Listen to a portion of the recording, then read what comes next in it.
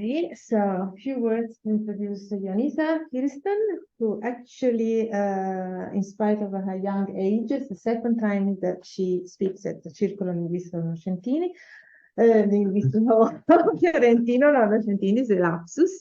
So at that time she was a researcher, and now she's professor in Afrikaans and Afrikaans linguistics. She is a specialist of historical linguistics and Afrikaans and cognitive linguistics. On the topic was devoted her PhD work and most of her publication. They actually study Afrikaans in the development from non-standardized, standardized language, and even the recent implication with ideology and sort of a social statement, a social affirmation. Sorry. Yeah. Sorry. So she's also currently at the head of a big project of Afrikaans and Dutch understanding processing languages complex settings, because her other topic is language computer analysis and computer linguistics. Today she will talk about a topic that actually made us meet a long time ago. It was the genitive. The genitive in Afrikaans, and she will illuminate on some new findings and new texts.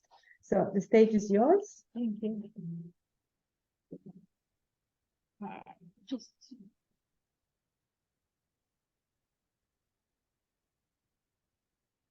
do you have a full screen mode?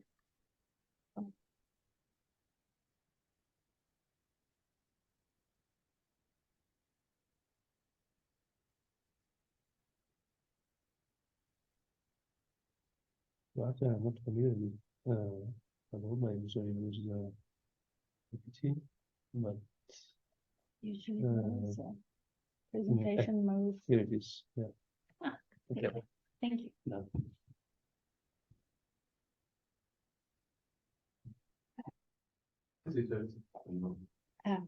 Hello, everyone. Thank you for the kind introduction, Letizia. So yes, my work is generally on Afrikaans historical linguistics, and while I have mostly focused on grammatical changes since standardization, which was in the early 20th century, I'm now going back a bit further, especially with regard to some new data that became available. But if I want to tell you about the Afrikaans genitive, I should probably give some background of Afrikaans, because I cannot assume that it is something you would know.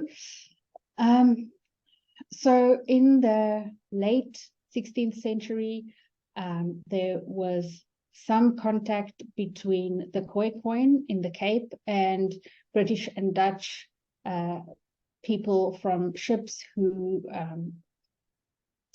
docked along the southern coast of Africa. And then there came some Dutch settlers in 1652. It was initially a temporary trade post, but it became a more permanent settlement within a few years.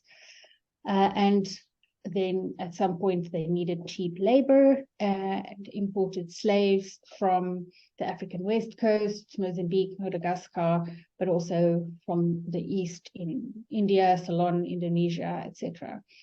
And then in the 1680s, there was a large-ish group of French refugees fleeing from France because they were Protestant and there were religious conflict between the Protestants and the Catholics. So the Cape was already at that point very strongly Protestant. So they came there and settled, but they were very deliberately dispersed. So they did not speak French for many generations before also switching to what was then Cape Dutch. Then in the 19th century, at the turn of the 18th, 19th century, the colony changed hands between Britain and the Netherlands, and then back again, but then later it became a British colony permanently. It was one from 1805 or 6, I think, but then things were formalized in a more official way later. But one of the important developments that came from the change regarding British rule was that the slave trade was banned. So initially, trading in slaves was banned, and then eventually in 1834, slavery as such was banned, and all slaves had to be set free. Then, shortly after that, and not completely unrelated, there was a great trek. It was an exodus of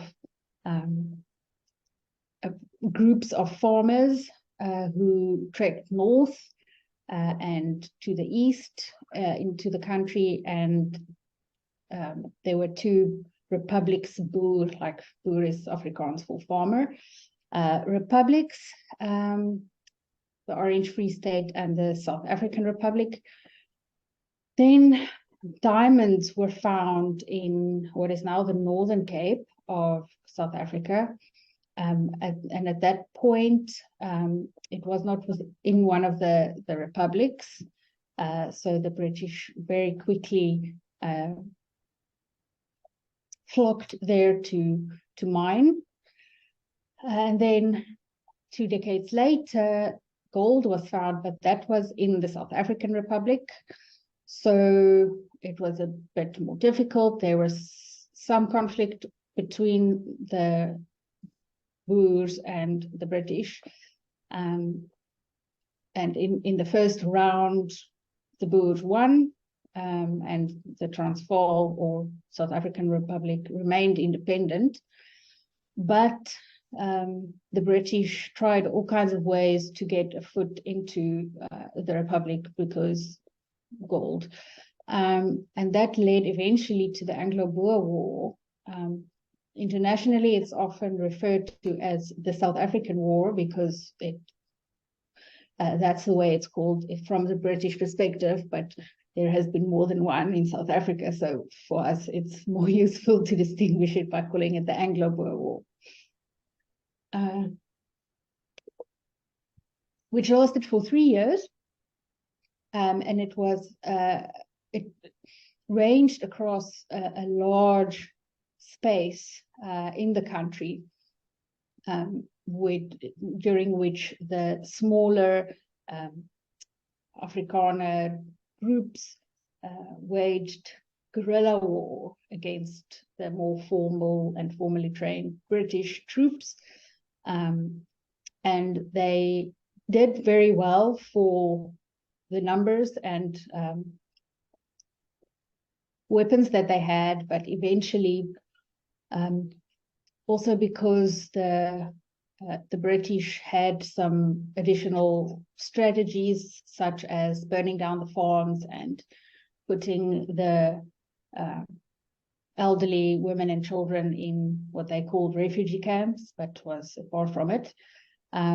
So all of these things eventually wore out the Afrikaners, and they surrendered in 1902. So there was almost 3 years of war. And so the two republics were incorporated into the British colony. But in 1910, what was a colony up until that point became the Union of South Africa with some more independence. And after the war, there was also very strong negative attitudes towards English and the British, which united people who were otherwise not necessarily on the same side of things. And one of the factors uniting the people was Afrikaans, the language that they spoke, and distinguishing it from Dutch, as it has changed quite a lot since from 17th century Dutch that was brought to the colony. Apartheid happened then later on, and during the apartheid era, South Africa was declared a republic, so completely independent from Britain, and the apartheid regime ranged until the first democratic election in 1994, where the majority Black citizens could also vote for the national government for the first time. So that's just kind of the socio-historical context. And you'll see that it is relevant, at least to some extent. In terms of the formation of Afrikaans, as you would probably be able to guess by now, language contact was critical for the formation of Afrikaans. The Cape society was a Creole society, acculturation occurred, there was a very intimate intermixture of many different languages and cultures and ethnicities. And there were in the social dynamics of the society, many adult speakers of other languages, especially the slaves, were forced to learn Dutch under pressure. And what then often happens, as anyone who's learned an adult or attempted to learn a language as an adult would know, the grammar is tricky. So to make it easier to still be able to communicate, people tend to simplify the grammar and regularize, and those things, in fact, was important in the formation of Afrikaans. There were also still some continuity with Dutch because there were always a small number of people central to the colony who came from the Netherlands and spoke Metropolitan Dutch or dialects from the Netherlands. So there was some continuity in that regard, but also the speakers born there or who had to learn Dutch as adults far outnumbered those. So the contact influence was significant also on the grammar, and at the Cape, there was a continuum of varieties from approximate Dutch or Dutch that approximated the Metropolitan Dutch to a large extent to basilectal varieties that were quite far removed from that and everything in between. And most people, as far as data would indicate, fell on some portion of that continuum, not only speaking one specific variety, but having some knowledge of a part of the continuum where they could also obviously choose to speak more or less towards the Dutch norms that they knew.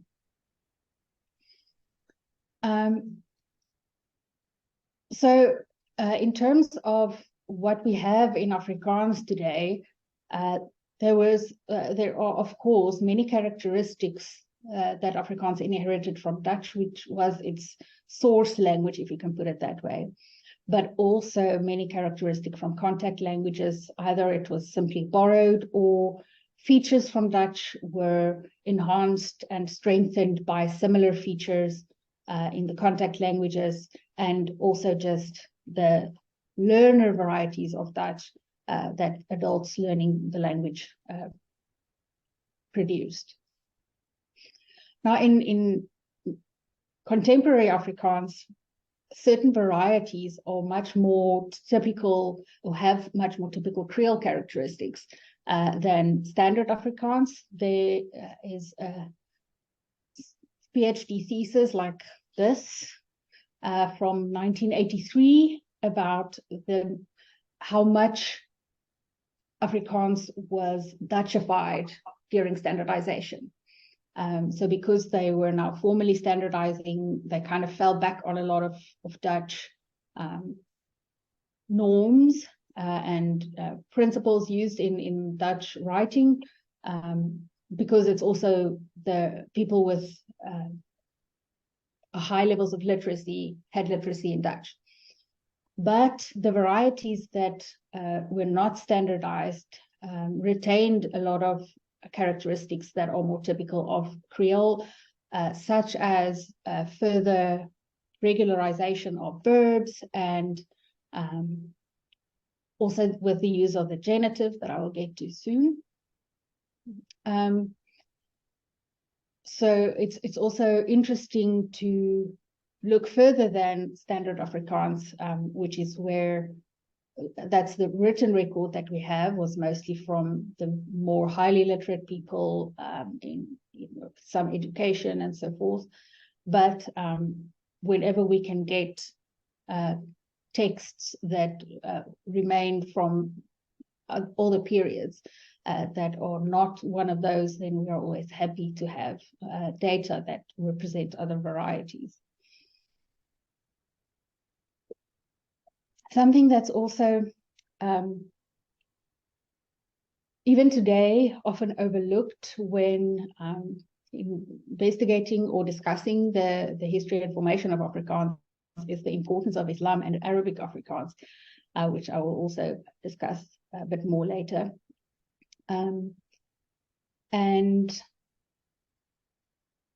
What's also relevant is, as these things go, there was a large community of Cape Dutch speakers, but there were also then smaller groups, often along cultural, religious, and ethnic lines, where varieties was shared between group members that were not necessarily the same as the varieties that other groups spoke.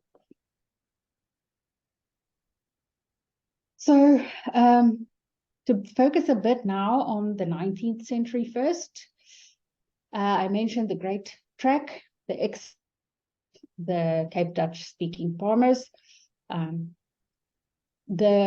I know the date earlier on was until 1846, but the majority of groups left between 1834 and 38.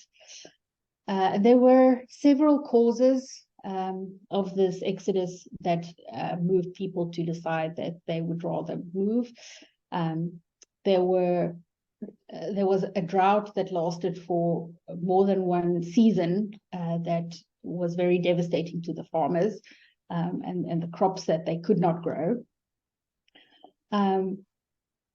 There was, in certain regions, there was conflict with the amaXhosa, where their farmlands were adjacent to one another, and they sometimes stole cattle from them, and then they stole it back, and then things like that. But it also involved some wars.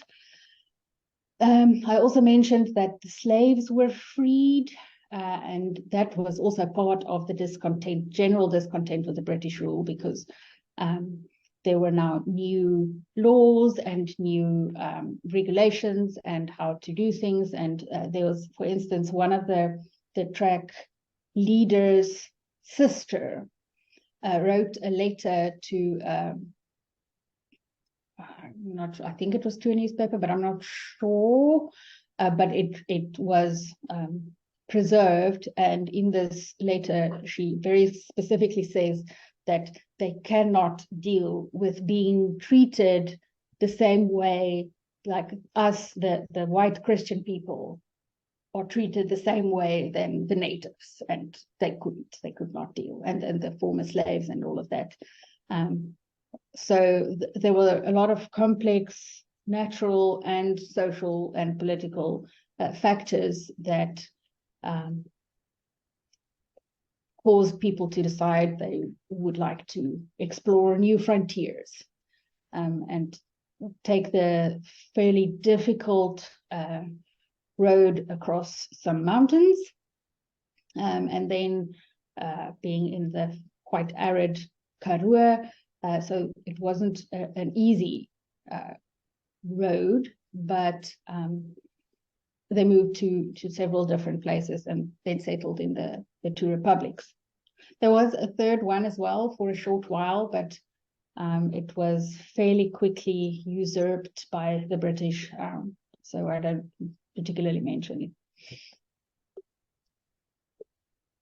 Now, the very first group of people, it was, I think, around 30 families who left the Cape, was led by Louis Trichardt, who spells his own surname in many different ways, as is often also the case with historical texts and non-standard languages and things. And his diary was preserved. It was his trek diary. So from before they left, shortly before they left, for 2 years until they settled. And unfortunately, and eventually they went on into what's now Mozambique, so even further north than current South Africa. But unfortunately, he then fell ill shortly after coming there and died. So he made it through all the conflict and hardships of the trek and then to arrive and die. So that was sad. But we have his diary, which has been quite a significant document in terms of history, but also linguistics. And then I mentioned Arabic Afrikaans as well. So the slaves and former slaves turned to Islam as a religion in large numbers, and Muslims learn the Arabic orthography because they should read the Quran in the original Arabic.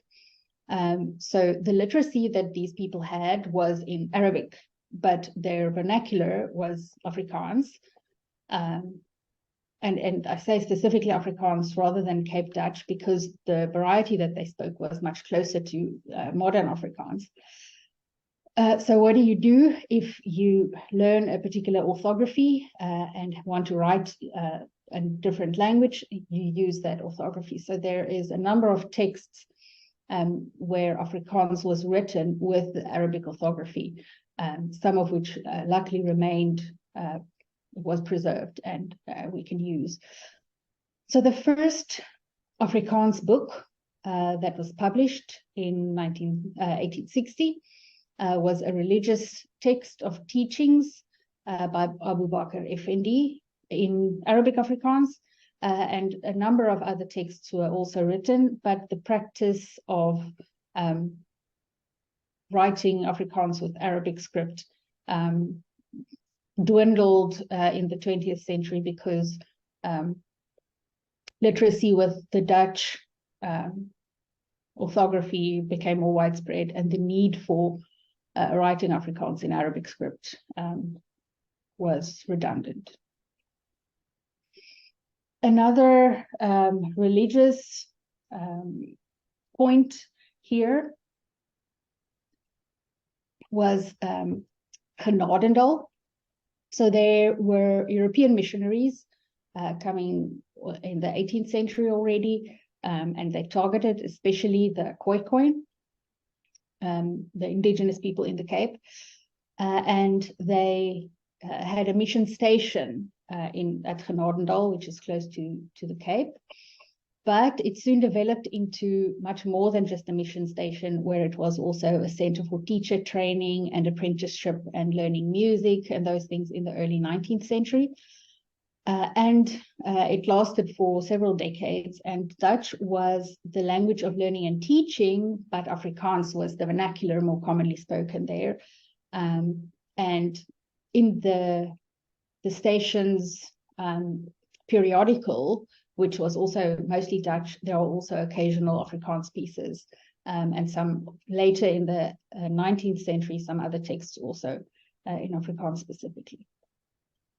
Another context of data that we have is in the newspapers, but specifically they developed a practice of vernacular writing in newspapers from the 1820s that lasted for much of the 19th century.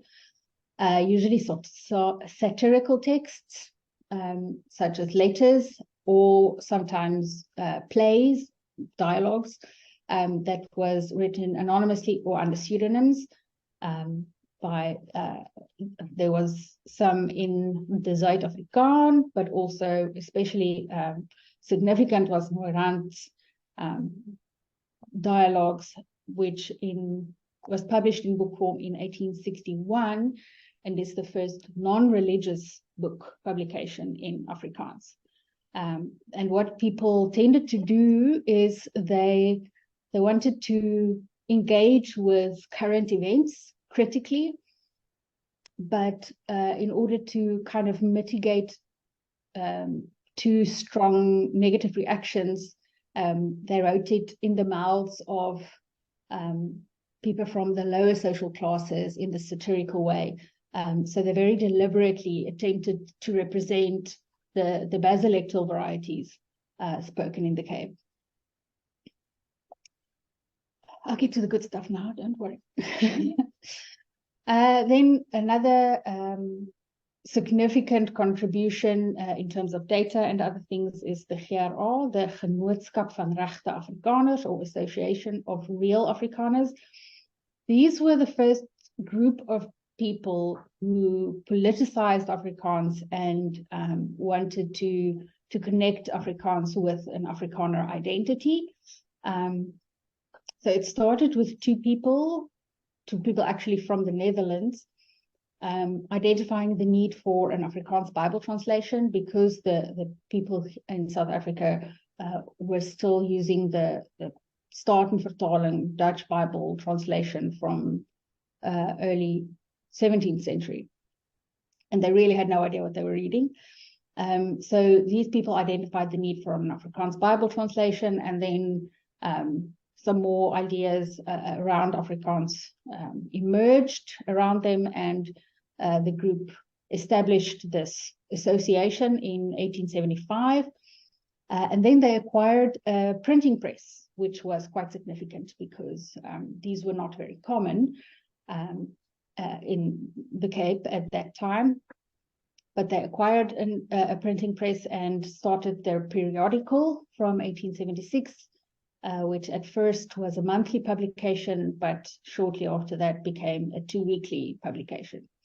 But they also printed books and other periodicals. They had a children's magazine, and they published an Afrikaans and English comparative grammar, and kind of informal-ish dictionary, and things like that. But there were some internal struggles because some members became more extreme in their political views, and the group kind of split up. And then since it was already kind of fizzling out during the war, it completely disintegrated, because when people are fighting for their lives, they're generally not interested in engaging language-related issues. So now the actual linguistics. So the development of the genitive that I'm focused on here. So in Dutch, there is a construction using the possessive pronouns, such as what you can see there, Karel is his horse, which is not very frequently used and has very limited contexts.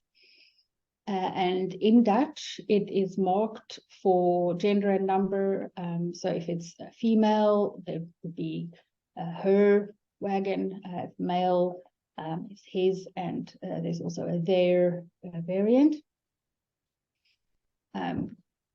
And it only takes animate possessors and prefers names or titles or things like that. And then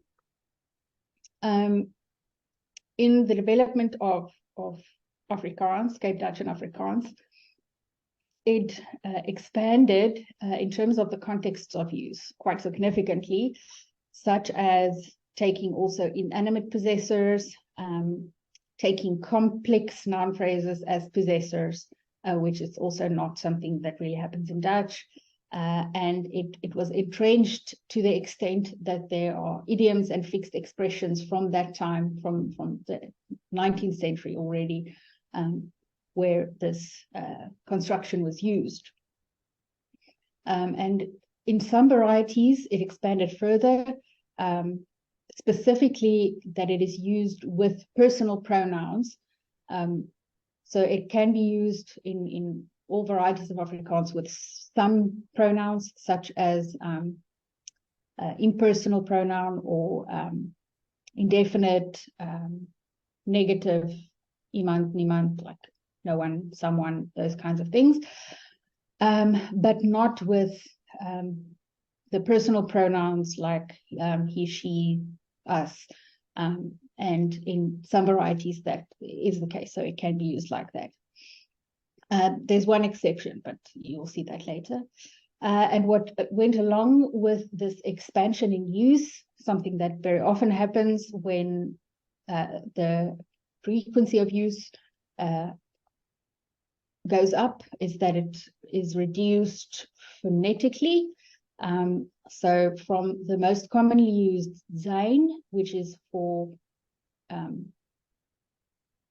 men and or the male gender, but also inanimate and non-gender, the gender neutral option, then shrunk to se in the end with a predicative form sin. And this form is in Afrikaans today invariant, and it can express all the semantic relations that is similar to, for instance, the s-genitive in Finnish. So what were the influences? Because, I mean, the source is very clearly, also from the data, Dutch zijn, but that was... So what happened, I mentioned earlier, the contact languages did influence the grammar.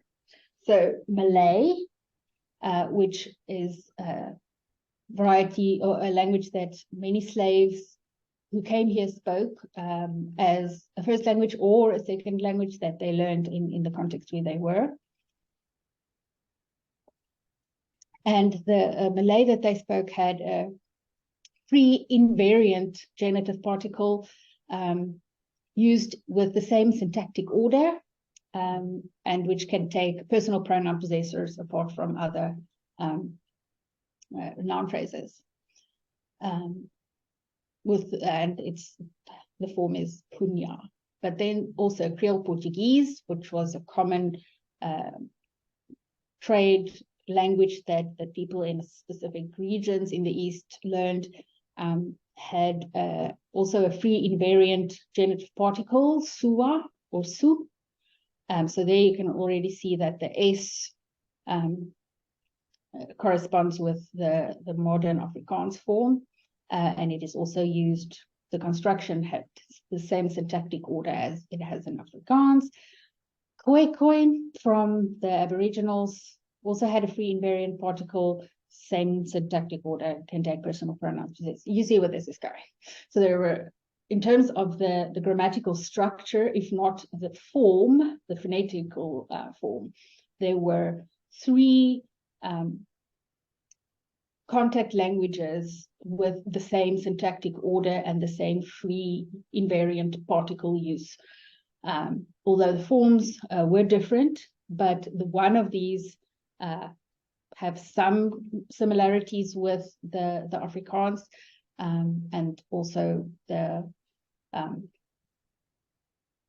expansion in use. It makes sense that people speaking these languages who learn Dutch would see the similarities and use the zijn construction more like their first language, expanding the context of use much further than it was usually in Dutch. So some data. So from the Great Track, I mentioned Louis Trichardt and his diary. So in his diary, we still have, to a large extent, the gendered variants used. So the zijn, but also on occasion, the possessive n at the end was omitted. And then also for the female possessors, the haar, which is her. Also with the zijn was also used with the plural, and they also slipped through some uses of zijn with female possessors. So in Trichardt's diary, all of the possessors are animate, which still corresponds with Dutch. But there are a few expanded noun phrase uses, possessors and personal pronoun possessors, like the hul, them, his, is what we have more frequently in varieties other than the standard. So it was mostly still marked for gender, and like I said, occasionally the n, possessive n at the end, is omitted. So then we have Arabic Afrikaans, and what's nice about this is that it wasn't influenced by Dutch spelling conventions. It wasn't that people learned Dutch literacy and then the Dutch way of writing influenced their ideas about how to write their vernacular. So this is a much more unfiltered variety of written Afrikaans, but the transliteration from Arabic is complex because you have a lot of phonemes in Afrikaans that you don't have in Arabic, and different ways of representing vowels. So it's not straightforward to transliterate this to this the more commonly used writing system. But what we do have, this is a transliteration by Davids. Ahmad Davids worked on this for some time, where you can see that the invariant form sijn is used throughout. So you have the same full vowel, or diphthong at least, and the n at the end that we saw with the zijn in Trichardt, but it's invariant. You can see with pronouns, with inanimate possessors, and this is from a different transliteration, but also inanimate possessors, coordinated possessors, female. So the form is invariant, so not marked for gender or number or anything like that. All animate possessors, but also inanimate and personal pronouns, and all of these possessors are used, or the same is used with all of these. So apart from the form, it was used more or less like the modern se-genitive in Afrikaans. Then from the Genadendal context, so here was a novella written for the Christian colored in 1876. So this was written more in the vernacular, a bit of a didactic text, but still fiction. And there's not much interesting going on there. The zijn is used throughout. with only human possessors, but the one I mentioned earlier that there is one, what do you call it, exception with pronouns, and that is the ons. So ons is the first person plural pronoun, and also the possessive, but for some reason, while other personal pronouns usually do not take the se, for some reason the ons stuck for quite some time in all varieties of Afrikaans. So we see that one in this text as well. From the newspapers, I mentioned the book that was published from what was originally in the newspapers, the dialogues. So here there is women and indefinite reference and temporal possessor. You also have the onse and locative, and these, and female. So the invariant zijn form is used throughout the spelling. Sometimes it's with the A, sometimes it's with the IJ, but that isn't really significant for us. And used with a number of different possessors and semantic relations. So here it's similar to the Arabic Afrikaans, where it's used invariantly with all possessors, and it's used in many more contexts than is the case for Dutch. From the GRA, I only took a sample, which wasn't very exciting because all of the examples had male human possessors, so I couldn't really say anything about that. I will have to go and dig further to see what they did with this. And then the Anglo-Boer War text. So I recently came in possession of a diary of a woman who was in a concentration camp from 1901 to 1902 during the war. And this person had some Dutch literacy, but you could see that there wasn't formal schooling, as was usually the case there. You had parents, or sometimes a more knowledgeable person in a village or town who taught children reading and writing and basic arithmetic, but nothing like formal schooling with grades or anything like that. And this woman, Rensha, her use of the genitive is beautiful, for my sake at least.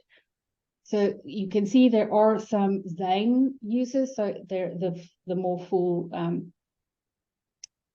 Dutch form, but more often than not, the ze form is used. So also with all kinds of possessors of animacy, animate, inanimate, all kinds of semantic relations. So apart from the occasional use of zijn, it's mostly the invariant ze, which is the first text where that is historically. The others all still usually have the N at the end, so the shortened version. And if I look at another study with letters from that time, it corroborates those findings or aligns with those findings in terms of some people adopting the new variant quite extensively. Then there's also a corpus of letters from the war as well, specifically. people writing, family members, loved ones, writing letters to each other throughout the war from different places, sent to different places, some prisoners of war that was abroad. So you have a quite heterogeneous group of people, but the writing is all about the war and whatever their experiences was.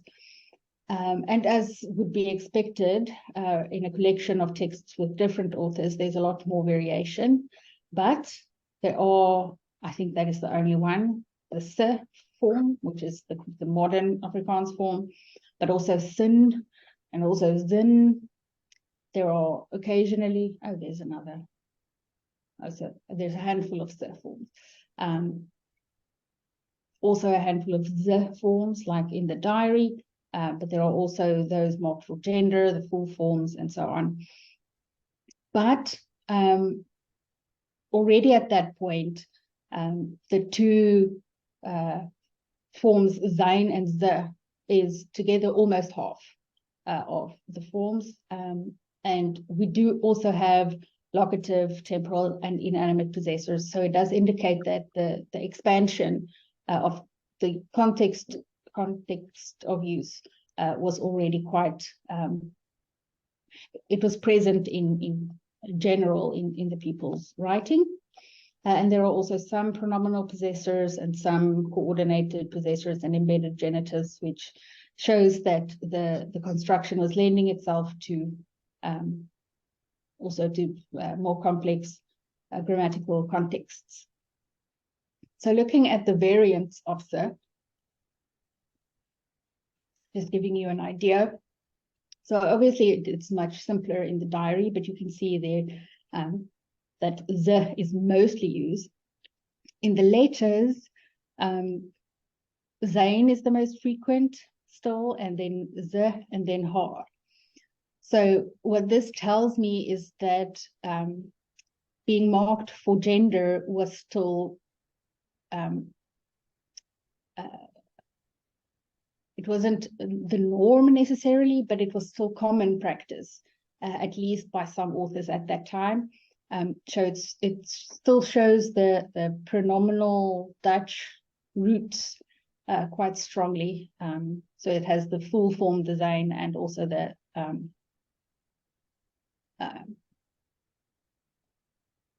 female form, but you can see that the se, which is the modern form, it does occur a handful of times. And then in terms of the animacy of the possessor, from the letters, you can see that it's overwhelmingly still only used with human possessors, as it is in Dutch. But there is some locative, temporal, and inanimate possessors as well. In the diary, that is very different.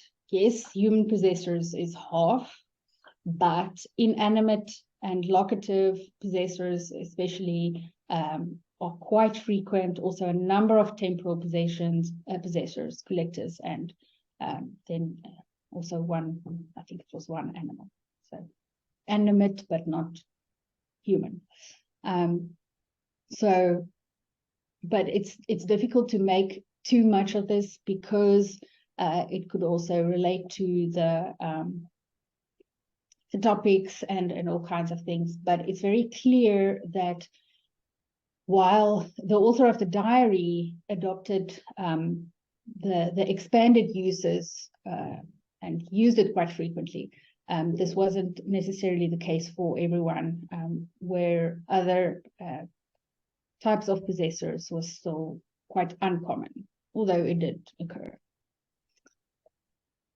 So, now what about this?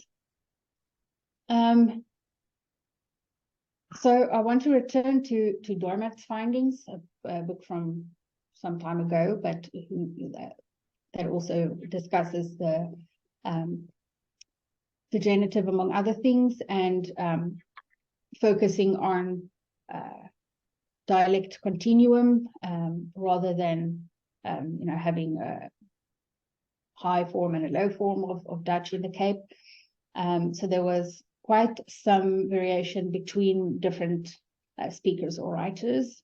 But you can see already the zijn and the ze emerging as the preferred options, eventually settling on se, but that's also to be expected because the use of the z in Afrikaans is it almost disappeared.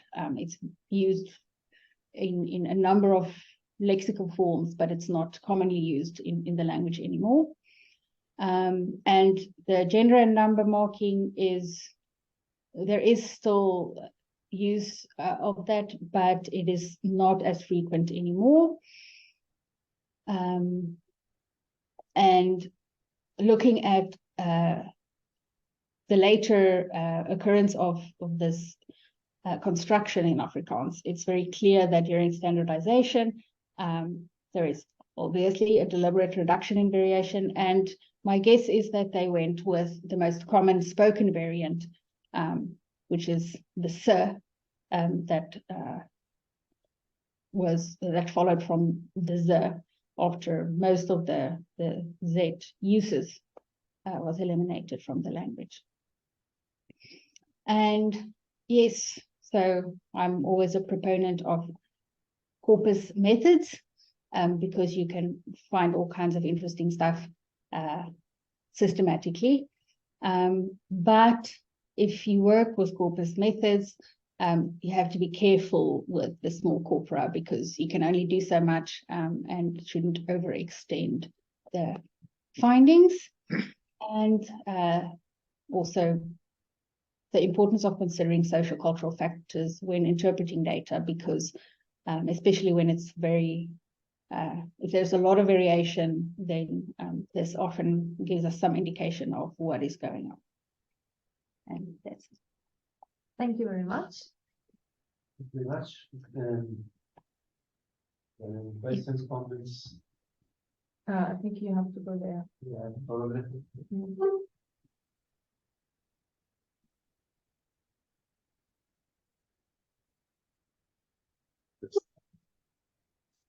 Presentation on the screen sharing.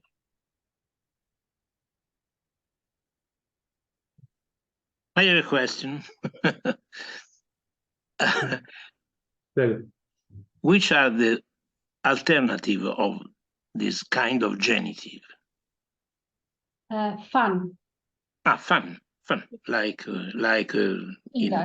fun in and like of and so on. Yes. And it is important to show the data, the quantitative data, comparing the two types of genitives. Yes. Yes, I wanted to keep it focused on the new variant, but of course, when looking at it historically, you have to consider both of them, of course. Thank you. But actually was your PhD not on this new corpus, but you had times that you have done already that you worked with Annette Rosenbach as well. Yes. So actually you know exactly how the distribution of the two constructions, also quantitatively speaking. Yes. Yeah. But I first wanted to see just what is up with the new variant, but it will always be contrasted with the fun, because I expect that to be much more frequent in especially at this time, while it is increasing in frequency at this point in contemporary Afrikaans. So I was intrigued by the phonetic reduction process, which emerges from all this, because in the first document that you showed us, the Great Track Diary, there are two types of alternatives, which are, if I'm not wrong, the zijn, the classical, and one without the final nasal segment. Yes. Sai. Yes. But this sai is lost afterwards because in the modern varieties we have sa and san with the nasal. So we may suppose that the first segment to be reduced is the vowel monophonization, and then the nasal loss, because otherwise, where does this kind of variant Zai go after the check diary? I'm not sure if. Well, it's also possible that he was just kind of writing quickly and didn't write the N. I think it only occurs twice in the whole diary. Okay. So it's not a prominent variant, but it does occur. And in the letters, it also, there are some of those. But yes, I saw a very small yes. percentage of. But that might be with the letters that is more recent, because in Afrikaans, the possessive pronoun is say without the N. Oh, okay. So in the pronominal use, which was retained, the N fell away. And Afrikaans also retained only the strong forms of the pronouns. So none of the reduced forms made it to Afrikaans. It was only the strong forms, with the stronger vowels, especially. So I don't know if that may be part of it. But yes. It is only most recently that the N fell away, indeed. Okay. Yeah. Which is quite, the last segment of form should be the weakest one, but in this case, it's probably the vowel that lenites first. Yes. Yeah. Yes. Yes.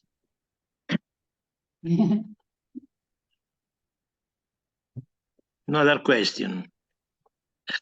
What say the school grammars? About sir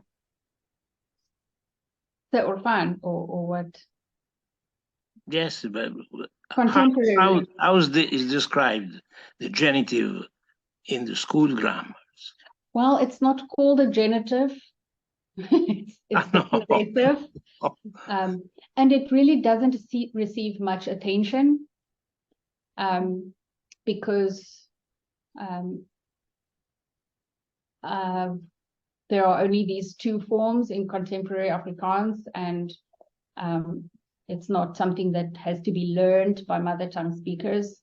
Okay. So if I think now, it doesn't receive a lot of specific attention. Yes, like in Dutch, like in German.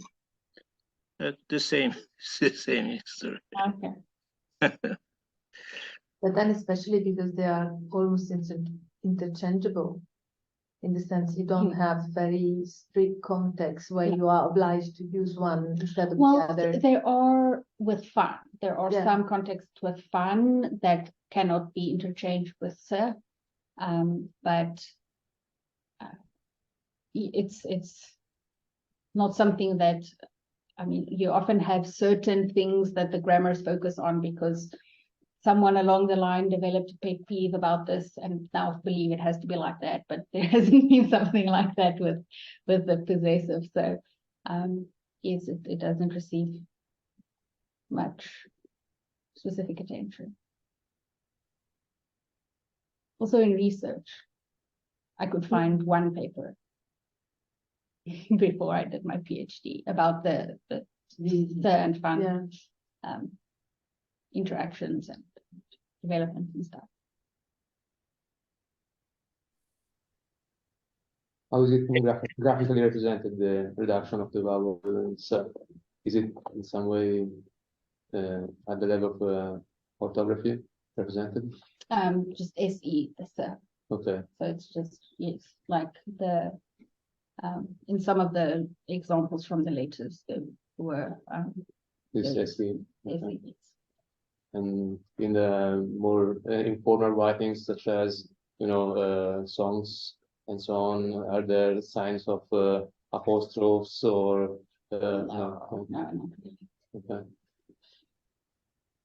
The only kind of spelling variation is with the predicative sin, because it's written with an apostrophe, and it's not used particularly frequently, so people generally don't know that it's spelled that way, and they write it S-I-N because we have the word sin like that. But I mean, that's also understandable. Okay. I have just a very superficial question.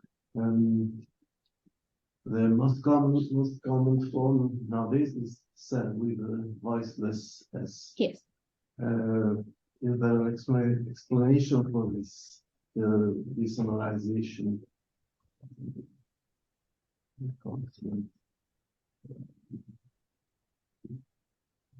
This form comes from the zijn, and a desonorization has occurred. Is there an explanation, contacted explanation? I haven't looked at that in particular, but my best guess would be just that the particular phoneme of practically disappeared from the Afrikaans language. So, and I'm sure there is literature about why that happened, but I haven't particularly read up on it. It's in general. Yes, so it's a general Afrikaans occurrence. So it's not unique to this particular construction. Also in the phonetic signature, there is a great debate on the direction of reduction in the case of fricatives, because sometimes desonorization is considered a reduction process, because voiced fricatives are way more complicated to maintain from an articulated point of view, and so desonorization can be seen for this specific class of segments, a weakening or elimination process. Yeah. If I can see that. So maybe that was this. Part of the general reduction. Thanks. And can you make a prediction for the future of genitive in Afrikaans? I don't really like making predictions, but if I look at the trends, the se-genitive is currently increasing in use, and the van is decreasing. So I suspect that will continue for a while, and it's possible that some of the restrictions on se might also develop further. The few specific contexts where only van can be used, possibly se develop at some point. But that's what I. But personally, you used it.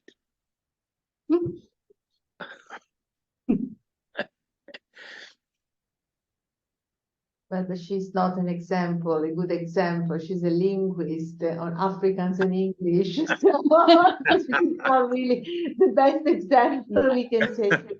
Especially working with historical data, I would sometimes, just in a day-to-day conversation, say something and someone would look at me and then I realize, oh, this is not common vernacular expression.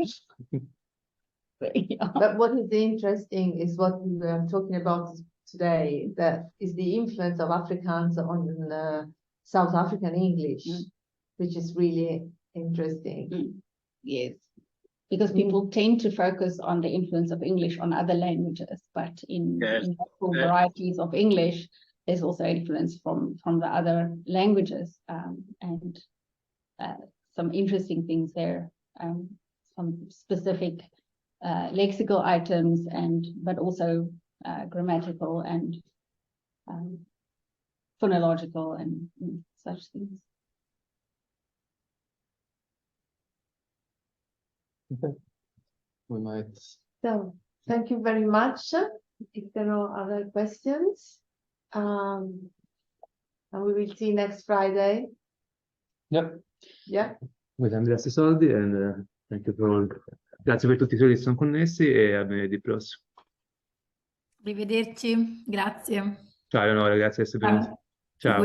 Grazie a voi, ciao, arrivederci professore.